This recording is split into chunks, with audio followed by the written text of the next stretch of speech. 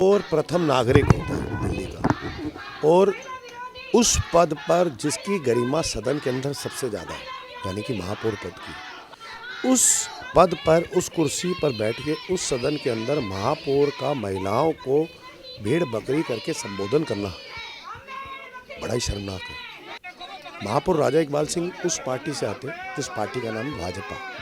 भाजपा बात करती है बेटी बचाओ बेटी पढ़ाओ की। भाजपा के प्रधानमंत्री Narendra Modi ji women reservation bill लाने की बात करते हैं। प्रधानमंत्री नरेंद्र मोदी जी कहते हैं कि महिलाओं को मेन स्ट्रीम पॉलिटिक्स के अंदर होना चाहिए, और दूसरी तरफ उन्हीं के महापौर राजा इकबाल सिंह उन्हीं महिलाओं का संबोधन भेड़ बकरी की तरह करते हैं।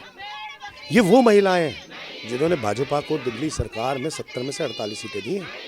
ये वही महिलाएं हैं जिन्होंने 7 के 7 सांसद भाजपा को दिए।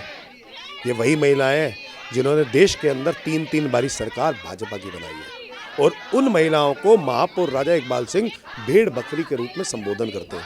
ये मेयर राजा इकबाल सिंह की महिला विरोधी मानसिकता दिखाती है।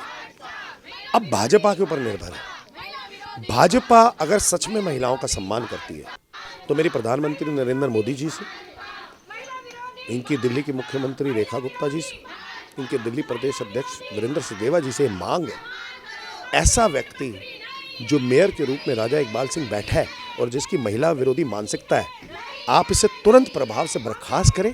और आने वाले समय मुझे लगता है ऐसे व्यक्ति को अपनी पार्टी में भी नहीं रखना चाहिए अगर महिला का सच में सम्मान करती है भाजपा। और अगर भाजपा का धोरा करैक्टर है और भाजपा की कथनी और करनी में ज़मीन आसमान का अंतर है, तो भाजपा कोई एक्शन नहीं लेगी। यही होगा। अगर मेयर राजा इकबाल सिंह तुरंत तरीके से बर्खास्त होते हैं तो ये दिखाता है कि भाजपा सच में महिलाओं का सम्मान करती है। और अगर ये अपना पूरा कार्यकाल करते हैं, मार्च तक अपना कार्यकाल करते हैं, तो ये भाजपा की साफ साफ दिखा देगा कि भाजपा सिर्फ महिला सम्मान की बात करती है और कथनी और करनी में ज़मीन आसमान का अंतर है। तो अब भाजपा के ऊपर निर्भर कर दे, हम आज ही विरोध प्रदर्शन खत्म कर देंगे। और अगर भाजपा इनको बर्खास्त नहीं करती है तो फिर तो सड़क से लेकर सदन तक हमारी बहनें, माताएं, हमारी बेटियां सारे के सारे आंदोलन करेंगी। आप सोचिए ना, आप सोचिए एक बारी, मेरे घर में मेरी माता जी है, मेरी धर्मपत्नी है,